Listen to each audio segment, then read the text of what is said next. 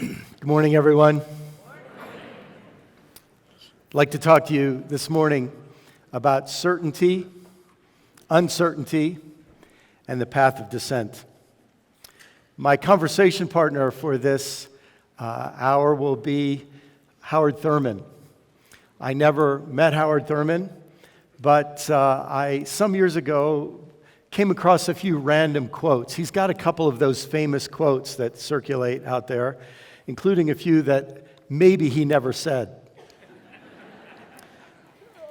But then I started to read some of his books, and I will just say a lot of names come and go. I have a feeling as more and more people discover the brilliance of this American mystic, he may be one of the names that ascends in importance through the years. 1935, Howard and a group of other African American theologians and leaders were invited to come to India because in India there was a movement led by Gandhi, an independence movement from Great Britain, and there had been almost no conversation between Indian leaders and American leaders of color.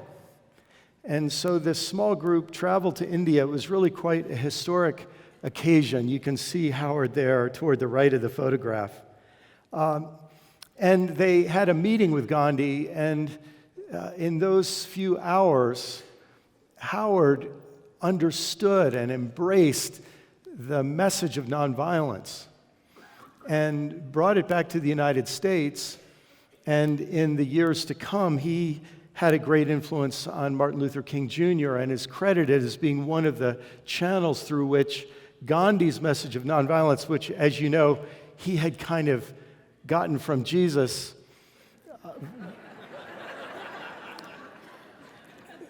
who has played a minor role in the history of the Christian religion. That message came through to Dr. King. I wish I had time to talk to you about Howard's whole life. He grew up not far from where I live in Florida. He had such an interesting life and such an enduring legacy. But what's important for me to tell you now is that Howard experienced the path of descent early in his life.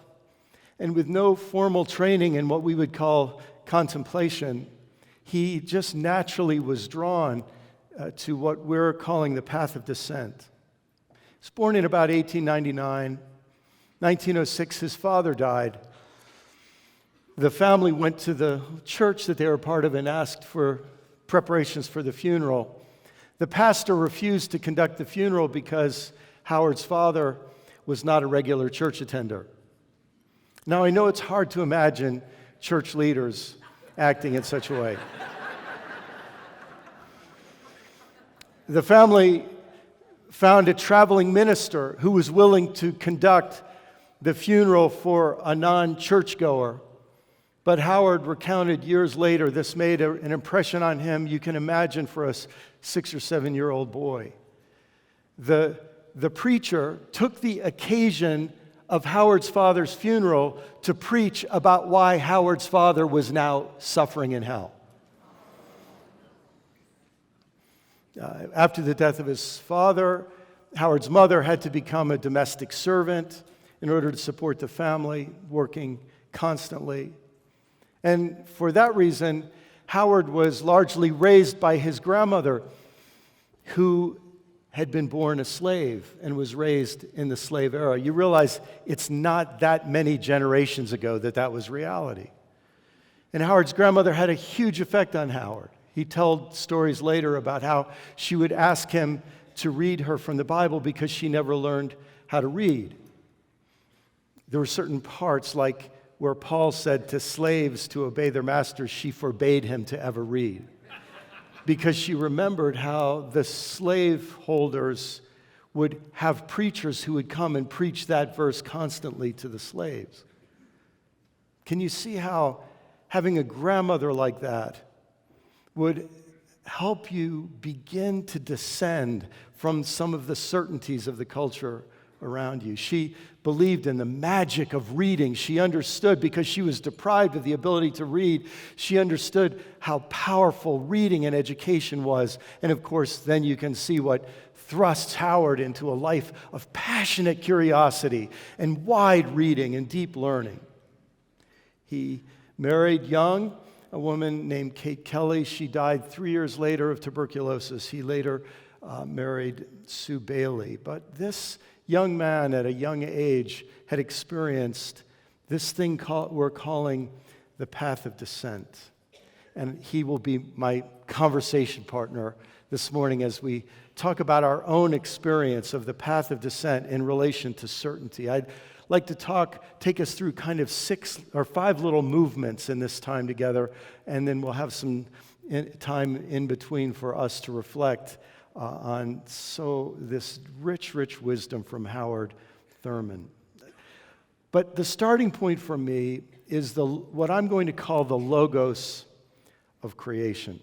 Obviously, for Father Richard and for the Franciscan tradition, this deep rooting in the stuff of creation, as Mirabai read first, the beautiful reflection from St. Teresa on the silkworm. And this tradition that doesn't seek through contemplation to escape the natural world into some abstract world of invisibility, but rather sees the profound meaning, the logos that was with God and that is God, inherent in all creation. That was Thurman's experience.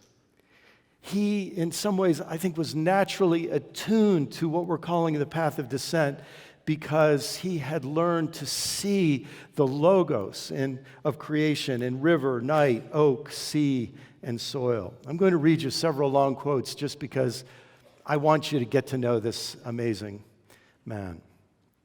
As a child, I was accustomed to spending many hours alone in my rowboat, fishing along the river, when there was no sound save the lapping of the waves against the boat.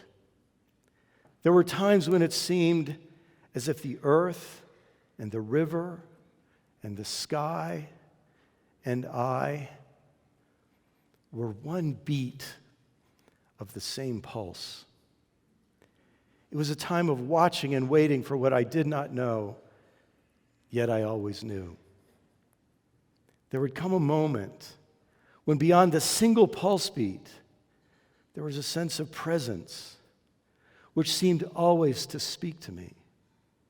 My response to the sense of presence always had the quality of personal communion. There was no voice, there was no image, there was no vision, there was God. He wrote, anticipating the brilliance of Barbara Brown Taylor, nightfall was a presence. The nights in Florida as I grew up seemed to have certain dominant characteristics. They were not dark, they were black. When there was no moon, the stars hung like lanterns, so close I felt that one could reach up and pluck them from the heavens. The night had its own language. At such times, I could hear the night think and feel the night feel. This comforted me. I felt embraced, enveloped, held secure in some fantastic way. The night belongs to me. When Howard was a boy, his father having died, his mother working, he was often alone, and there was an oak tree growing in his backyard. Any of you who have spent time in Florida know that one of Florida's greatest gifts is the live oak tree, filled with life and huge and old, having weathered hurricanes and tropical storms. There was one of these oak trees, in fact, this is a photograph of it, in his yard. Eventually, I discovered that the oak tree and I had a unique relationship. I could sit my back against its trunk and feel the same peace that would come to me in my bed at night. I could reach down into the quiet places of my spirit, take out my bruises and my joys, unfold them and talk about them. I could talk aloud to the oak tree and know that I was understood. It too was part of my reality, like the woods, the night, the pounding surf, my earliest companions giving me space. Here I found alone a special benediction, the ocean and the night together, surrounded my little life with a reassurance that could not be affronted by the behavior of human beings. The ocean at night gave me a sense of timelessness, of existing beyond the reach of the ebb and flow of circumstances. Even the earth beneath my feet, he said, is the great womb out of which the life upon which my body depends comes in utter abundance. There's at work in the soil a mystery by which the death of one seed is reborn 1,000-fold in newness of life. It is order, and more than order, there is a brooding tenderness out of which it all comes. In the contemplation of the earth, I know that I'm surrounded by the love of God.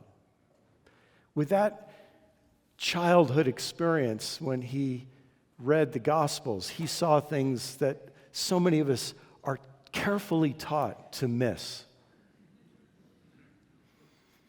He saw not just, he didn't read the words of Jesus looking to extract doctrinal formulations to win theological arguments, but he noticed things because of his attention to the logos of creation. He said, for Jesus, God breathed through all that is. The sparrow overcome by sudden death in its flight, the lily blossoming on the rocky hillside, the grass of the field and the clouds, light and burdenless or weighted down with unshed waters, the madman in chains or wandering among the barren rocks in the wastelands, the little baby in his mother's arms. That the day view follows the night view is written large in nature. Indeed, it is one with nature. The clouds gather heavy with unshed tears. At last they burst, sending over the total landscape waters gathered from the silent offering of the sea and wave. The next day dawns. The whole heavens are aflame with the glorious brilliance of the sun. This is the way the rhythm moves. I guess maybe it's because I grew up as a country boy out in upstate New York, and my earliest memories are flipping over rocks full of fossils in a little stream and seeing crayfish with their big claws and antennas waving at me, and catching snakes under the rocks and finding the magic of a red eft next to the foundation of my house. Those memories are part of my life too, and in some ways, all that the religious world tried to do to me never succeeded in extinguishing what I experienced and encountered of the divine through the logos of creation. Do you understand what I'm saying? And as I read Howard's words, I feel there's this rhythm that we become attuned to through the logos of creation that Howard discovered, in which descent is not bad and ascent is not good, but rather descent and ascent are part of the cycle and beauty and wholeness of nature, which is very good. This is the way the rhythm moves. I think we all are a little afraid about what happens to people. Like, I feel great sympathy for our president, a man whose experience of the world is so mediated through television, and whose experience of nature is through the golf courses that he has crafted. How poor are the children who grow up from morning to night seeing the universe in this tiny little box and never get to sit their back against a tree and sit there long enough until they feel its presence embracing them and allowing them to bring out their bruises. This is the way the rhythm moves. And this is what the contemplative mind really, the truly contemplative mind is about, learning to sense the divine pattern, logos, dance, music, beat, meaning, light, rhythm that's moving in all things. This pattern of cyclical ascent and descent and ascent and descent, and to feel that we as individuals, we as a human species, we as mammals, as part of this living biota of the planet Earth in this little solar system out on the rim of a broken wheel of this galaxy among millions of galaxies hurtling away from each other in space. We are all part of this logos of creation. But we are part of another logic in the world that I call the logic of authoritarianism. This logic of authoritarianism doesn't seek to understand and enter into creation's logos. Instead, it seeks to control it and use it and profit by it. The authoritarian mind is deeply obsessed with certainty. Certainty that gives us a feeling of control rather than that deep logos that gives us a feeling of humility and belonging. Now, authoritarianism uses the threat of social punishment to reinforce conformity to the certainties of social hierarchy, social dogma, and social convention. Maybe I should stop and let that sink in for a minute. You understand, the waves keep crashing on the shore without ever requiring us to make certain statements about their physics. They speak to us and they invite us into understanding. Authoritarianism works differently. A crucial tactic of authoritarians is to require you to pretend to be certain about things you do not actually understand or believe. Whether it's the size of the crowds at my inauguration, or some theological formulation with words you don't understand from a philosophical system you don't understand, authoritarianism requires you to pretend to be certain about things. Having pressured you to perjure yourself, they subvert your genuineness and hold a mortgage on your loyalty. This has been going on for a long time on many levels, including in religion. In authoritarian religion, claims of certainty are required for unity. You have to be certain about the hierarchy. You have to be certain about the dogma. You have to be certain about the liturgy or polity. And if you're not certain, you have to pretend that you're certain. Say that you're certain, because a loss of certainty can lead to banishment.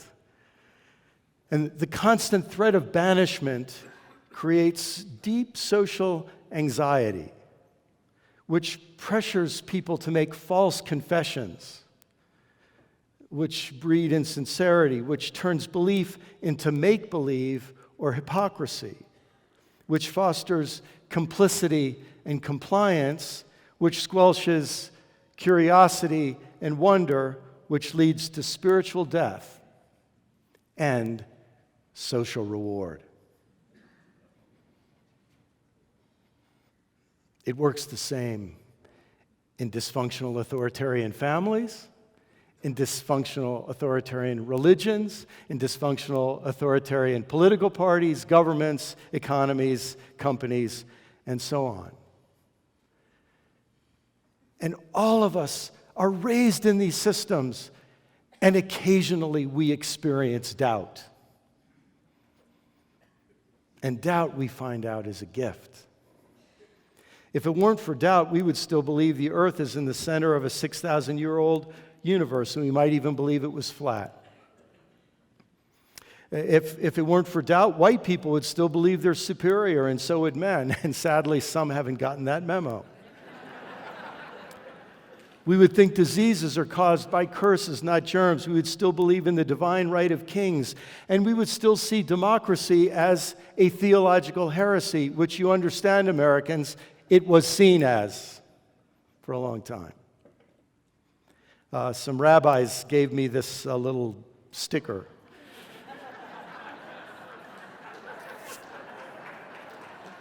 A wonderful organization called Trua. And they understand that the uncertainty of doubt is actually the escape tunnel out of authoritarian religion and into deeper faith. In fact, when you think about it, at the core of the Jewish story, which Christians have too seldom understood, was one of the most audacious claims in the history of history, the claim that God does not support the pyramid economy. That God does not just favor the people at the top and give them grace that then they can dispense to the mid-level bureaucrats who might have a little bit that would trickle down to drip down to the poor. The audacious claim of the Jewish people was that God hears the cries of the suffering slaves at the bottom of the pyramid and is willing to upset that order because that's the authoritarian order. It's not the logos of creation. And so, the journey of descent involves tunneling down in a tunnel to liberation. This descent from cheap certainty to deeper wisdom, many of us have found, often happens in stages. I tried to sketch this out in a book I wrote called Naked Spirituality, a 4-stage process of a descent from certainty into this deeper, non-certain, non-dual kind of knowing. And interestingly, my 4 stages sync up really well with Richard's 2 halves of life. Who would have guessed that these things might sync up? In some ways, my first 2 stages match up with the first half of life that Richard so beautifully writes about. And then the 3rd stage is kind of a transition to the second half of life. The language I used was that we're all born into a world of simple certainty. What mom and dad tell us we believe, what Uncle Fred and Grandma tell us we believe, what the priest or the pastor or the elementary school teacher tells us we believe. It's a simple certainty. They tell us there's an us and a them, and the us is good and the them is bad, and of course we believe them. It's the inherited simple certainty. And I compare that to springtime. Things grow, it's natural, it's alive.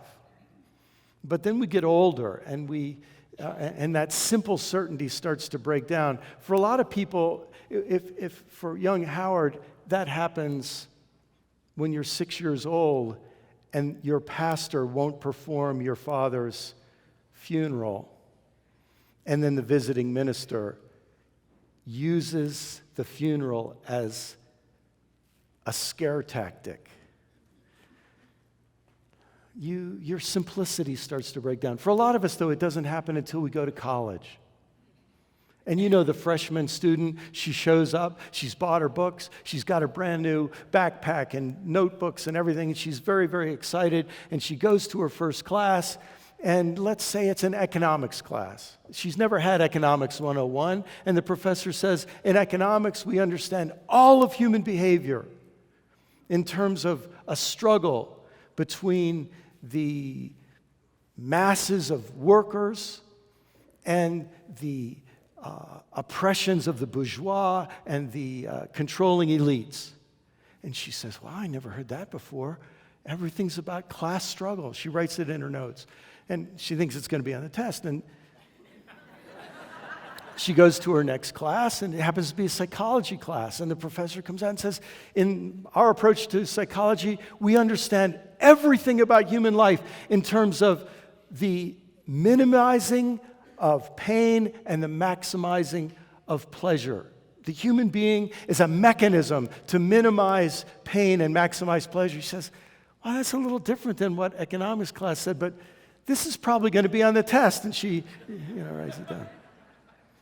And then she goes to next class, Biology 101. And the professor says, we're going to talk about evolution, and we're going to understand all of biological life and all of human life as a process of natural and sexual selection, so that the species that are most fit to their changing environments will survive. And she says, I don't know how that relates to class struggle and pain minimization, but it's probably going to be on the test. And you understand what's happening? Her simple world is becoming more complex.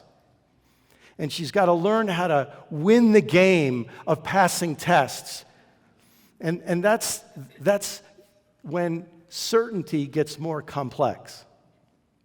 And we get categories of certainty and disciplines of certainty. And I compare this to summer because this is the really busy time when, you got a lot of work to do out in the sunshine. But often then, this often happens to people in graduate school. Because, as an undergraduate, you read textbooks, but in graduate school, you read original sources. And you find out that in every one of those disciplines, there were big arguments going on. And that what they taught you as simple conclusions were actually, every one of them was contested.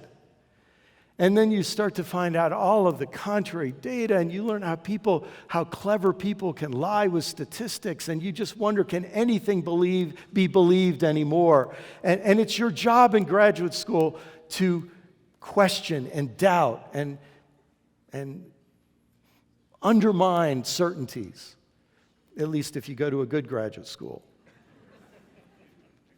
And so I call this third stage, it's kind of like autumn. The leaves are all falling off the trees. It's collapsing certainty. It's the autumn of perplexity. And, a lot of people are born in that simplicity and they never leave it. As Richard says, if it isn't for great love or great suffering or pain, we might add a lot of travel or a really good graduate school. A lot of people spend their whole lives in simplicity or in complexity. By the way, we have a lot of religious schools, and one of the goals of religious schools is to allow you to get a bachelor's degree or maybe even a graduate degree without ever getting beyond complexity. But when it happens and you go into that period of autumn questioning, when the authority figures and the inherited traditions start to have the smell of authoritarianism and you become suspect about them, then you live in this third stage. And many, many people never leave the third stage. In fact, many of us think this is one of the struggles right now, that we have a kind of intellectual elite that's in stage 3 and looks down on everyone in stage 1 and stage 2. Ken Wilber has talked about this as being one of the great political struggles we have right now, because when those people in stage 3 always look down on those naive and shallow fools in stage 1 and stage 2 and call them things like deplorables and all the rest, what do the stage 1 and stage 2 people think?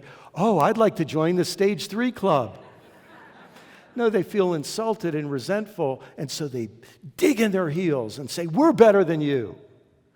And when you're stuck in debates between stage 1 and stage 2 and stage 3, it's really dangerous, especially when it's the stage 1 and stage 2 people who have all the weapons and the money. But sometimes more love and more pain and sorrow bring people to the very bottom of stage 3. And when they tunnel through the bottom, very often this involves becoming suspicious of your suspicion and cynical about your own cynicism. You fall through the bottom.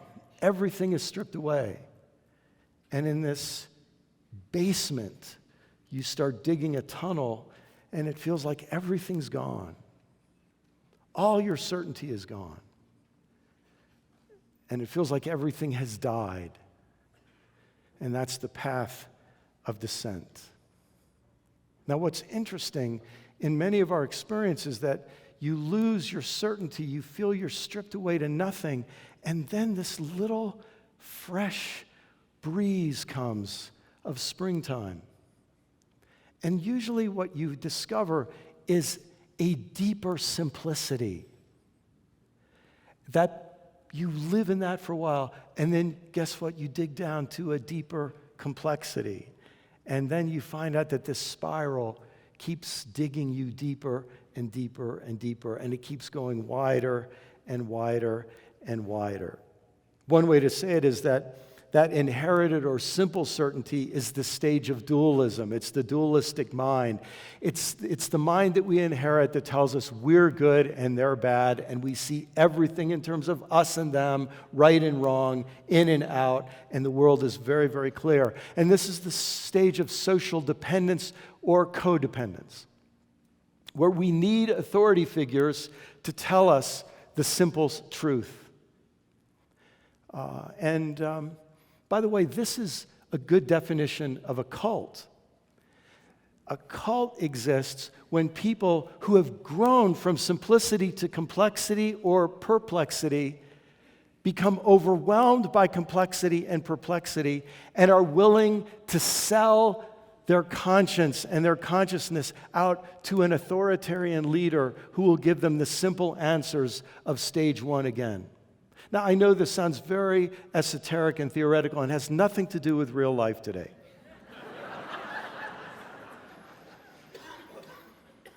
But do you see it in the world of politics, in the world of economics, and in the world of religion, where we have so many people who enter into a codependent, fake certainty, where wouldn't it be great if we had tools that could constantly remind us of the certainty of our group and the idiocy of all other groups?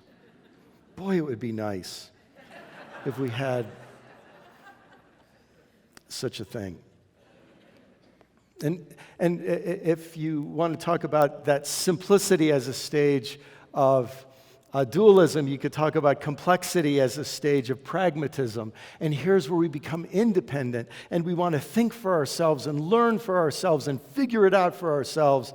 And then comes that stage of perplexity, and you could think of this as the stage of relativism, where we begin to see through everybody's absolutisms and certainties, and we learn that there's a story behind how they became so certain, and we start to question it, and it loses its authoritarian power. And you might say at this stage, many of us become counterdependent. We know who we are based on who we've left, and who we're reacting against, and who we've been wounded by, and who we're trying to separate ourselves from and transcend without including.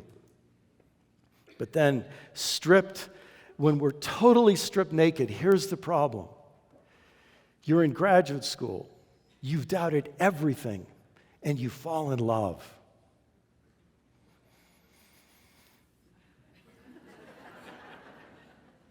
And guess what? You don't doubt that.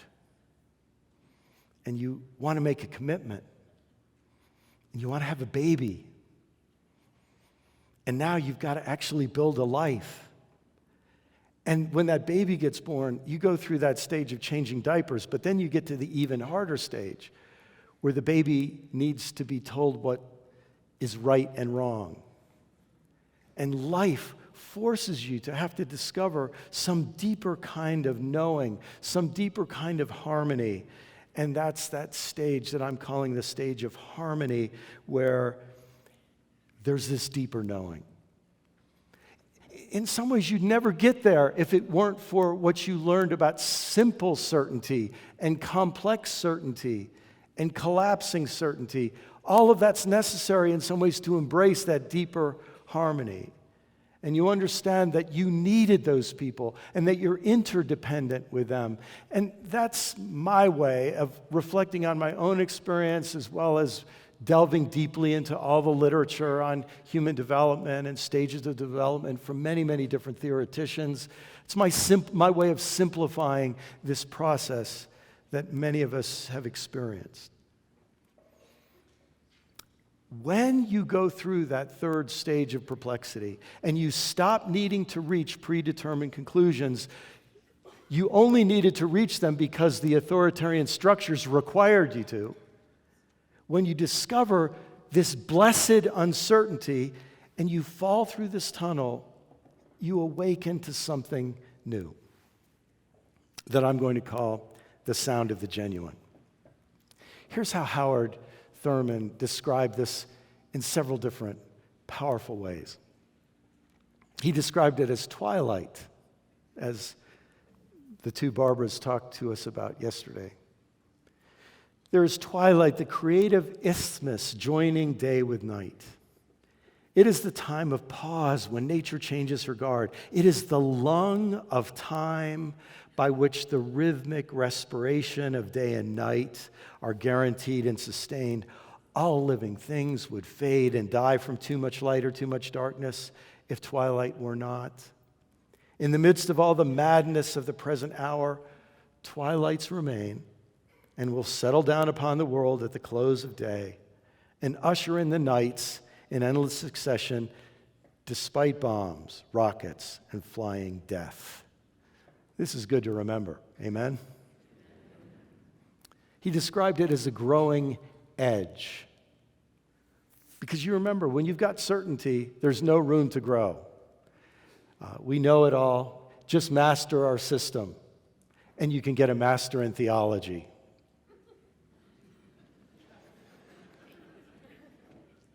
Look well to the growing edge. All around us, worlds are dying and new worlds are being born. All around us, life is dying and life is being born. The fruit ripens on the tree. The roots are silently at work in the darkness of the earth against the time when there shall be new leaves, fresh blossoms, green fruit. Such is the growing edge. It is the extra breath from the exhausted lung. The one more thing to try when all else has failed. The upward reach of life when weariness closes in upon all endeavor. This is the basis of hope in moments of despair, the incentive to carry on when times are out of joint and men and women have lost their reason, the source of confidence when worlds crash and dreams whiten into ash. Such is the growing edge incarnate. Look well to the growing edge. Now, Howard should have written that in 2018. Because it sure describes our time. He described it as flow. He said, I say that creeds, dogmas, and theologies are inventions of the mind. It is the nature of the mind to make sense out of experience, to reduce the conglomerates of experience to units of comprehension, which we call principles or ideologies or concepts. Religious experience is dynamic, fluid, effervescent, yeasty, but the mind can't handle these, so it has to imprison religious experience in some way, get it bottled up. Then, when the experience quiets down, the mind draws a bead on it and extracts concepts, notions, dogmas, so that religious experience can make sense to the mind. I've come to think of blessed uncertainty as that moment when I have the courage and the freedom and the grace to say, I don't know. I don't understand. I'm mystified. I have no idea. And there's this letting go. When we don't need to understand it, we just need to witness it, to just have our eyes open, to just behold, of curiosity. Or, I don't understand, so now suddenly, what's going on here? I want to figure this out. And I think it's that curiosity that prepares the way of the Lord. In my graduate studies, I was exposed to the work of the great Dane Søren Kierkegaard. And in his book, The Point of View for My Work as an Author, A Report to History, he said that the job of the prophet, I won't use his exact vernacular, but He said, it's butt kicking. He said, what do you do to help a person or a nation who's held in the grip of an illusion? They're certain about something that's not true, but they're certain of it. They'll defend it. They'll argue against it. They'll have a 24/7 news station devoted to it. They'll have blogs and websites to celebrate it. They'll have radio shows to keep it going. What do you do when people are held in the grip of an illusion? And he said, there's only one thing you can do. You see the person coming down the street, and your job is to run over and find a bush. And he says, you hide behind the bush. And you wait until they've walked by. He said, because listen, if you were to come up to them on the street and say, listen, I just need to tell you you're wrong, he said they would consider you out of your mind and they would cross to the other side of the road. So that won't work. He called that the direct approach. He said you have to use the indirect approach. You have to go hide behind a bush. And then when they walk by, you sneak out. And you kick them, and then you go and behind the bush.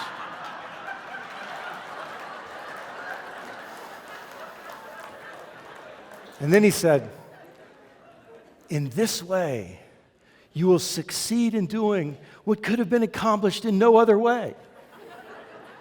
You will cause your beloved neighbor who's held in the grip of false certainty to turn around and say, what's going on here? Blessed uncertainty is our refusal to settle for something less than the genuine. What I'd like to invite us to do for just a moment now is to take a couple moments in silence and just pick one of those phrases. Just sit with that phrase for a couple of minutes. Then I'll bring us back together.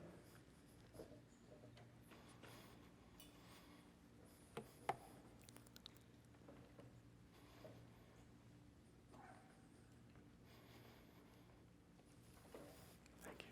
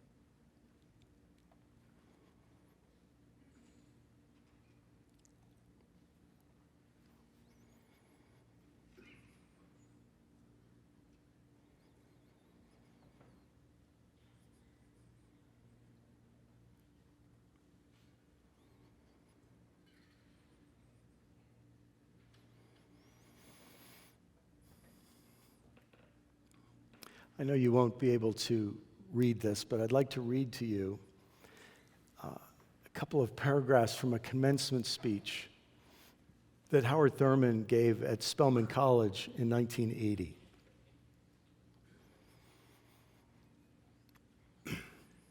He called what we discover in the path of descent the sound of the genuine.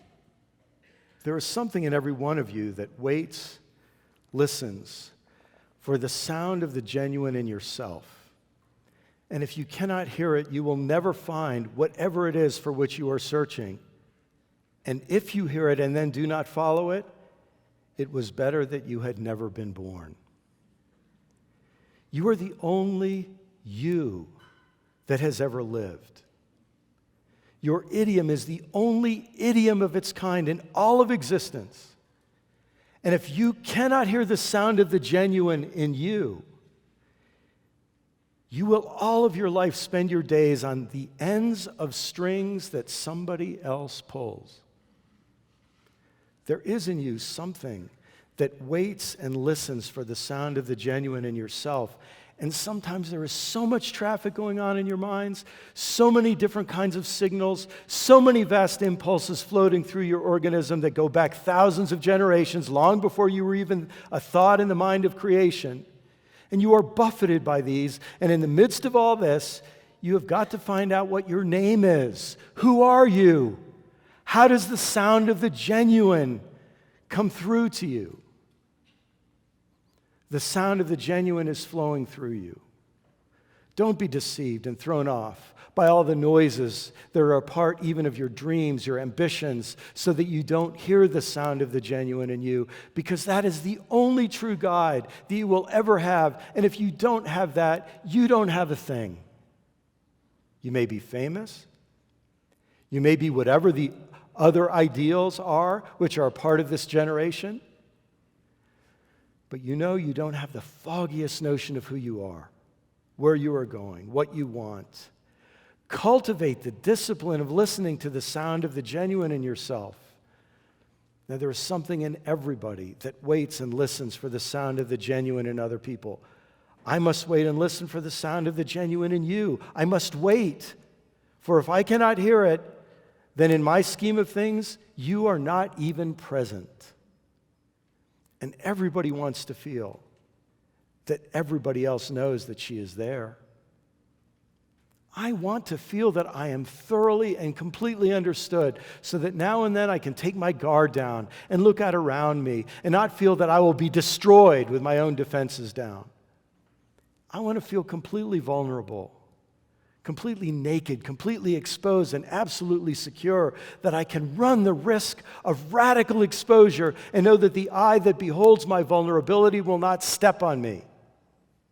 That I can feel secure in my awareness of the active presence of my own idiom in me. So as I live my life then, this is what I'm trying to fulfill. It doesn't matter whether I become a doctor, lawyer, housewife. I'm secure because I hear the sound of the genuine in myself. And having learned to listen to that, if I can become quiet enough, still enough to hear the sound of the genuine in you. Now, if I hear the sound of the genuine in me, and if you hear the sound of the genuine in you, it is possible for me to go down in me and come up in you. So that when I look at myself through your eyes, having made that pilgrimage, I see in me what you see in me. And the wall that separates and divides will disappear. And we will become one. Because the sound of the genuine makes the same music.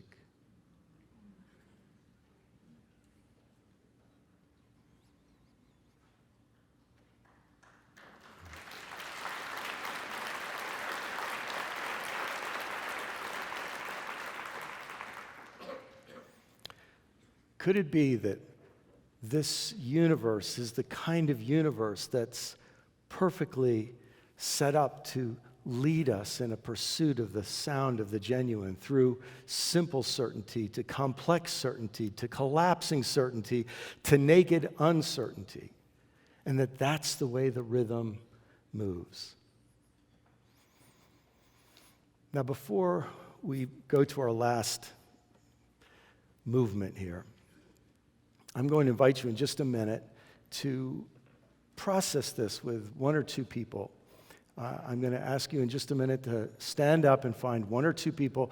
If you find 4 people, that's too many. So I've worked this out mathematically. You can break into 2 groups of 2 if you have 4. So I'm certain about that. And I'd like you to just listen to each other. What's one word or phrase, one image or idea that has most resonated with you, within you, as the sound of the genuine, and why? If you can just talk, see what comes out. You don't have to know what you're going to say before you say it, but just see what comes out. What's resonated with you, and why do you think that is? And we're just going to have 4 or 5 minutes for you to each give each other 1 or 2 minutes to talk and listen. And if you both speak and there's nothing else to say, you can sit down. But if you'll listen for when I ask you to, whoever is speaking when I interrupt you, I'll ask you to finish your sentence. And then if you'll sit down and when you sit down, be silent. That will help us get back together. So I'm going to give you a chance. I'd prefer you find somebody that you didn't come with and engage. So we've got 4 or 5 minutes now, please.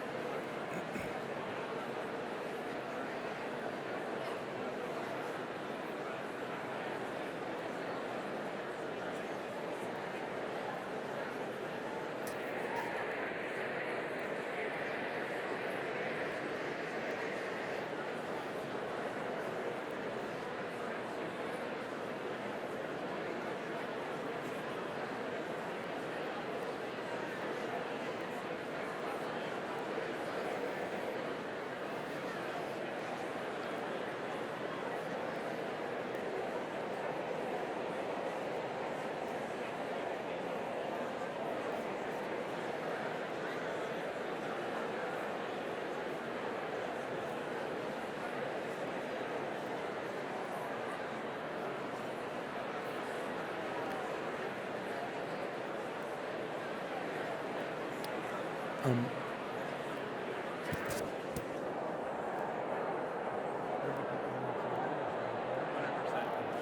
a short break, so yeah.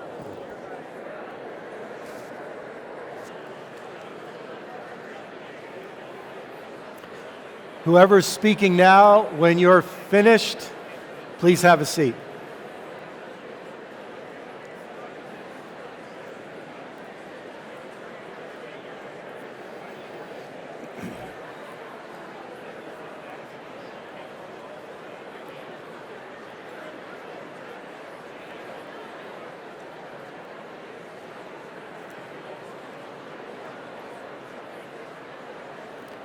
Again, as soon as you're finished with your sentence, have a seat. And when you sit down, please observe silence.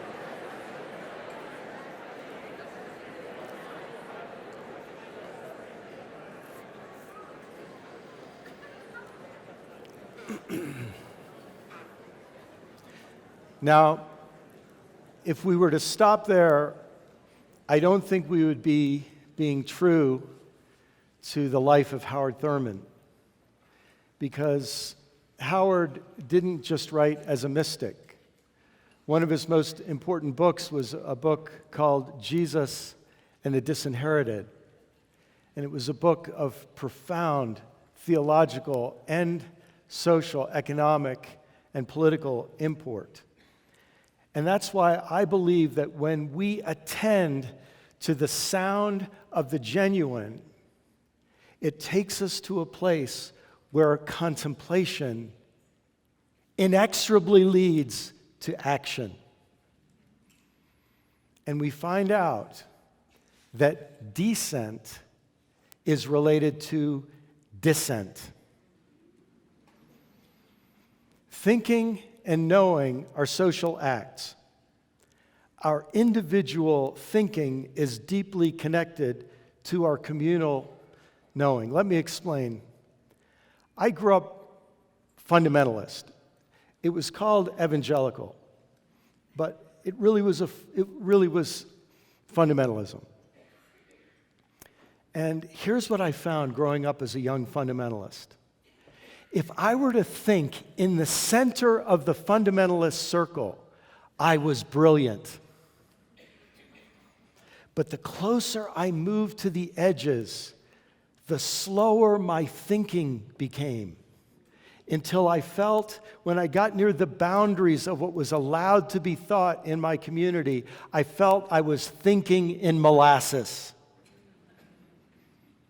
And so then I would move back to the center and I could think freely again. Have you ever experienced that? And I started to realize that even though I think I'm an isolated monad having my thoughts, I'm wired into a community in ways I can't understand. You know, it's funny, I had this presented to me by the Logos of Creation once. Years ago, I had a friend who was started a summer camp, and he was going to add a horse program to his summer camp, and he knew that I loved the outdoors and I loved horses, and so he said, to get ready for our first season, I've got this new herd of horses, but they're all untested, and so I'm going to take a 4-day trail ride, and I'm looking for a couple of people who would want to go. Any chance you'd go? I said, any chance you could keep me away, you know? So, and I had a son who was just finishing chemotherapy, and he wasn't in school because of chemotherapy, but he was well enough, so he went with me, and we went on a 4-day trail ride. And I won't tell you about the first day. When the way it worked is there was a truck that hauled a trailer full of all of our supplies, and it was going to be at a agreed upon meeting place, and we went off in the wilderness to a place where there was a road, and we got lost and couldn't find the trailer. And so our first day we were 9 hours on the horses, which is an experience I don't recommend. Unless you want to find out about parts of your body that can feel pain that you didn't even know could feel pain. But after we survived that first day, you get into the rhythm of the ride, you start realizing that your line of 10 or 12 horses, all those horses For them, you are just a minor distraction on the trail. Their real world is the other horses. And every move of the ear, the horses behind and in front are reading the signals of every move of the ear. And the slightest move, those big, beautiful eyes, they're looking at the horse behind them and the horse in front of them, and they're moving their butt, and they're walking a little to the left side of the trail because every second they're interacting with each other. This is like a big social experiment among the horses. And the fact that there are humans along, anyway, they put up with it. And as I watched those horses all jockeying for who would be in front of who and all the rest, I realized that's us human beings. We're doing the same thing. We're constantly signaling to each other, you're getting a little close to the boundary, you're getting a little out of your place there. And I realized we're herd animals too. Does that make sense? And so our thinking is, even though we think it's going on in here, it's wired in through all these little signals to the people that we're part of. And what we call politics, whether it's religious politics or family politics or social politics, it's just herd animals jostling for position. And so our thinking is so tied in to the group think of the community that we're part of, that our dissent from the certainties required by our authoritarian communities becomes a form of individual assent. You understand that this is incredibly dangerous to authoritarian structures because you're having an unmonitored thought.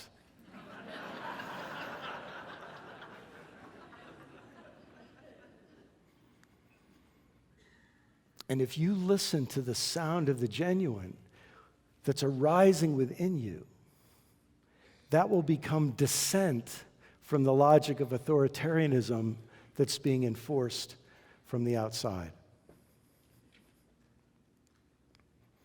That's why I put this in very small print.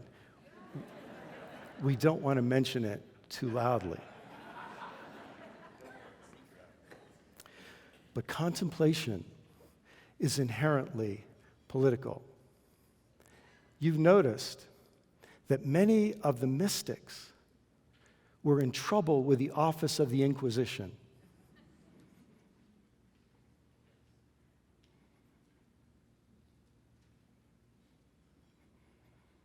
Dissent is related to dissent.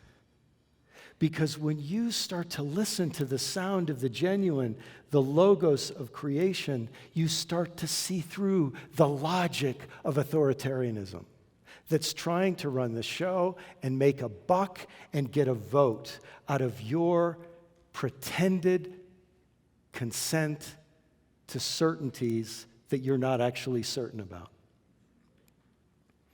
Sustained dissent requires that we develop the courage to differ graciously with the climbing, grasping, authoritarian structures of empire.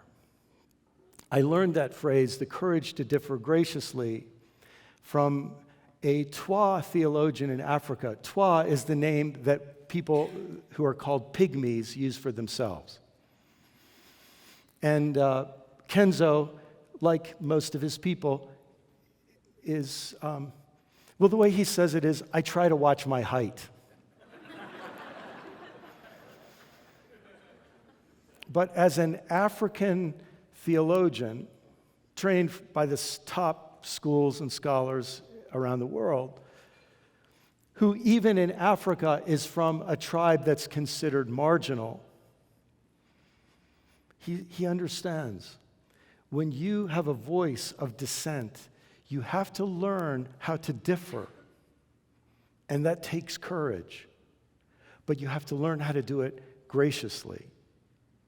You have to transcend while including, not transcend while rejecting and mocking and disparaging and attacking and getting revenge on and so on. This courage to differ graciously. And this is, interestingly, I think, at the heart of the teaching of Jesus. Now, again, our religious institutions, we have 2,000 years of history that have done a masterful job of marginalizing Jesus as teacher. I know it's not a creedal statement, but the man was freaking brilliant. And he, in his own time, any of you who've been to the Holy Land and you go to Galilee, you realize that Jesus was a country boy. He was like Howard Thurman. He spent time in his rowboat on the sea. He spent time with his back against a tree. He was, as a young boy and a young man, attuned to the logos of creation and the rhythm of the world around him. And Jesus was all about descent from the logic of authoritarianism so that we could experience a constructive and creative dissent so that a new world could be created. So you know that little phrase Jesus uses about gathering in his name or praying in his name? I've come to realize after a lifetime of hearing people pray in Jesus' name because everybody told them they should and nobody has any idea what it means, I became curious about what does in his name mean. And I'm sure it means more than this, but I'm also sure it doesn't mean less than this. You know, when you watch a movie like The Hunger Games, there you have Jennifer Lawrence in the name of Katniss Everdeen, right? In the name of means playing the role of. Does that make sense? To act in the name of means to play the role of, to be in the place of, to act out the identity of, to take upon you the identity of. So when Jesus speaks of gathering in his name, or acting and working and living in his name, he's saying, I've set an example, a role, a model. I've created a space. Last night, when we had that long table spread here, do you understand the symbolism? And Father Richard brought it out so beautifully. You take his body into your body. You let it become part of your cell. You are what you eat. You take his blood, you let it become, you know, in the ancient world, when you killed someone, they didn't understand brain waves, they didn't understand all that. But in the ancient world, when you separate someone's blood from their body, that's the way you kill them. They thought life was in blood, take out the life, and you've killed them. Do you understand for Jesus, right before he's about to be killed, to say, I'm going to give this to you so that you can take and reunite my body and my blood, which is about to be separated. You're going to reunite it in you so that you can live in my name, taking my identity upon you. So when Jesus says, wherever two or three are gathered in my identity, in my genuineness, in my depth and flow, in my role, in my descent and dissent, in my name, I'm there. This identification with the mind of Christ, I think, is so key to, and the person who helped me see this more than anybody else was Father Richard in an old set of, I think they were on cassette tapes. Do you all remember cassette tapes? Where he explored the phrase in Christ in the teaching of Paul. But I think it's all through the New Testament is this realization that to enter into Christ is to enter into descent from the logic of authoritarianism that controls our authoritarian communities into dissent.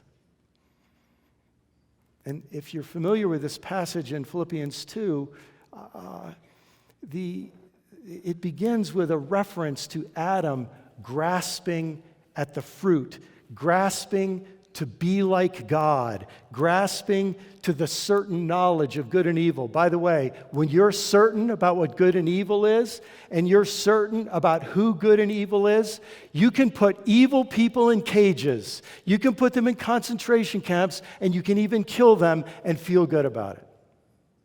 You understand? And what Paul does is he contrasts this grasping upward ascent of Adam with the descent of Christ, of self-emptying. And what I would like to do is let us actually experience this early Christian hymn as a chant. And so, in fact, let me ask you just silently now to stand up. I'm going to teach this to you. It's very simple.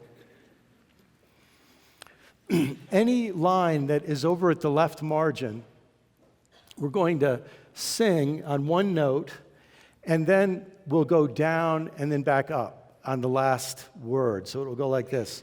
Let this mind be in us. Try that. Let this mind be in us. Beautiful. Now, if like 4 or 5 people in your life have told you you're a really good singer,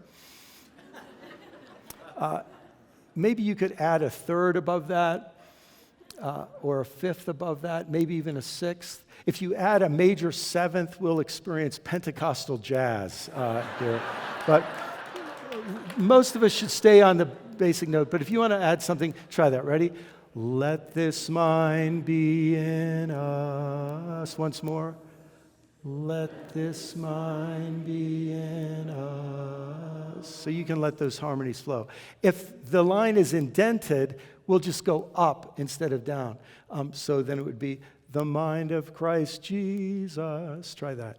The mind of Christ Jesus. And again, you can throw some harmonies on that. The good news is if you mess up and go down when you should have gone up, it harmonizes. So it's all good.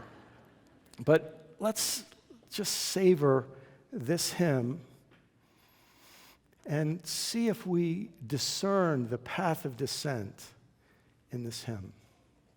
Everyone, let this mind be in us. Let this mind be in us. The mind of Christ Jesus. Christ being in the image of God, did not count equality with God something to be grasped, but he poured out himself by taking the very nature of an oppressed person and being born in the human condition and being found in human form, he humbled himself. He became obedient to the point of death, even death upon a cross, even death upon a cross.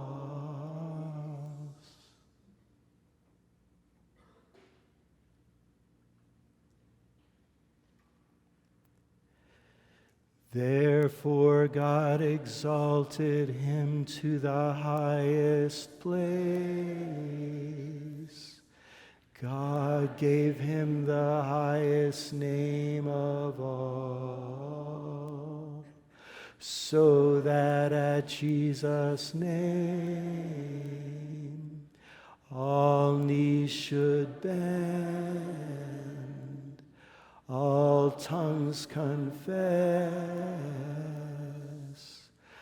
that Jesus Christ is our leader, to the glory of God the Father, who works in us to desire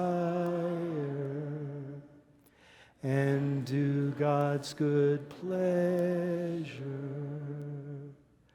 Let this mind be in us.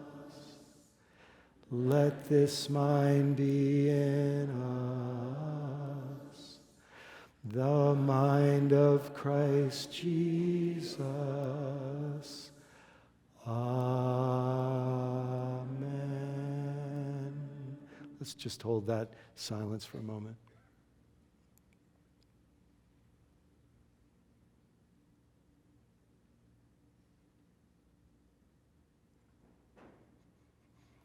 As you're seated, do you understand that if that's the path of Jesus, to follow Jesus is to follow him in the path of ascent? Do you understand that there could be no greater blasphemy than to use the name of Jesus to conquer, oppress, discredit, marginalize, scapegoat, and harm human beings? To claim supremacy of a religion in the name of Jesus is the greatest betrayal of the identity of Jesus.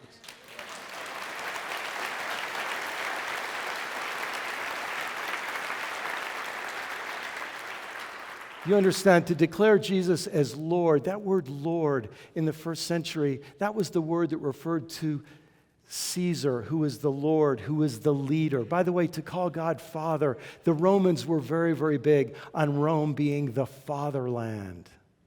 And the emperor was the father of the fatherland. And you understand, all of this language from Jesus is language of dissent, carefully disguised so that you won't be crucified before you've got your message out. Through this path of descent, as we follow Christ in downward mobility, we are liberated from false certainties so that we can define ourselves and be ourselves apart from the pyramid structures of authoritarianism as liberated individuals. And as liberated, contemplative individuals who know how to go in a place where our thoughts are unmonitored, where we unplug from the chatter of empire and the authoritarian messages demanding us to make false confessions of certainty. We enter into a place where everything can be questioned and where we can say, I don't know.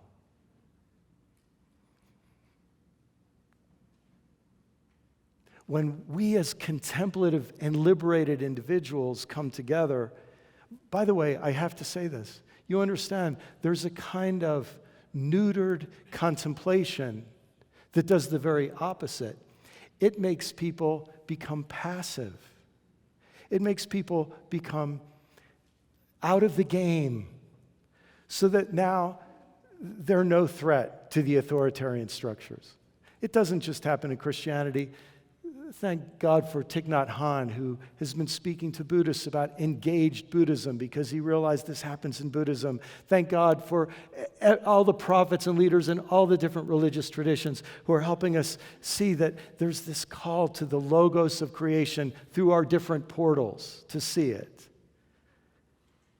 But when we come together in communities of action and contemplation, and then when those communities link and flow together, they form spiritual movements of liberation. They form movements of spiritual activism. In my belief, and I believe this is shared by the Center for Action and Contemplation, otherwise they wouldn't have dared use the word action.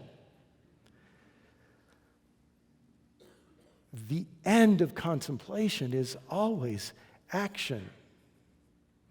But when you're involved in action, it constantly sends you back to contemplation because you never know when you're just creating your next structure of authoritarianism.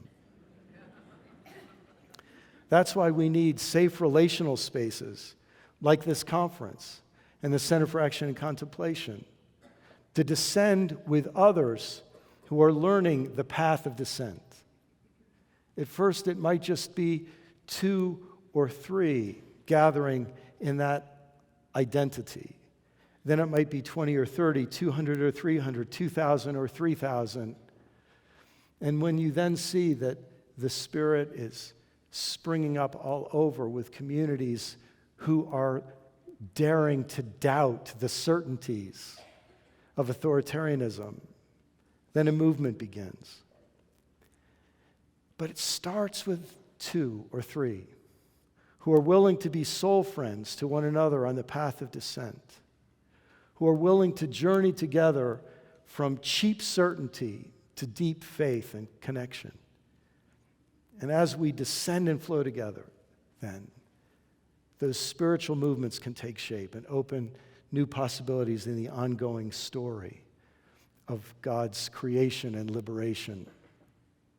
So, I want to ask you if you feel this call to seek the logos of creation, to dissent from the false certainties required by the logic of authoritarianism, to descend into that escape tunnel of liberation in search of the sound of the genuine, in the movement of the Spirit for justice, joy, and peace in this world. If your soul will say, I will to that, then I invite you to let this song do its work on you in closing. We're going to end a couple of minutes early. When the song ends, you'll be dismissed to your break. But just let this song work on you now.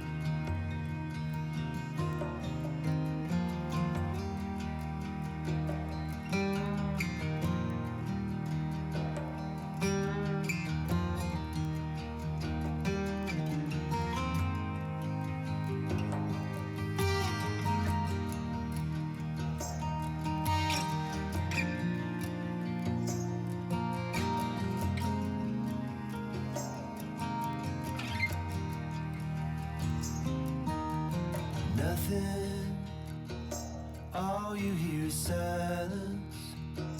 Feels like you're alone and drifting off of the map. And many souls have gone down this road you're on. At least I have. Sometimes people think it's better feeding you an answer for what you can't understand. But if you want someone who will just cry with you, I can.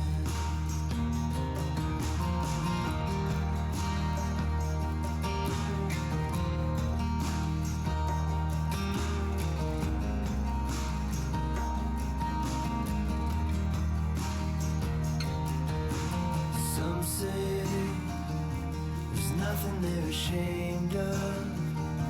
They cover up the tracks from the hell where they've been. But if you're looking for something broken, I am.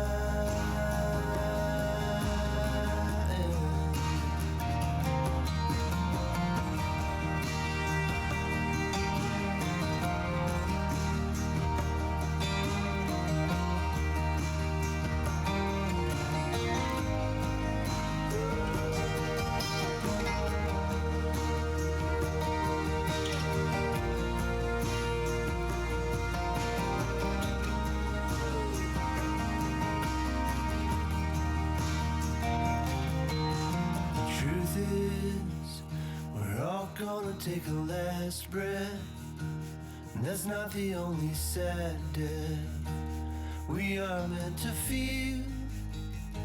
If you need a friend to do some dying with you, I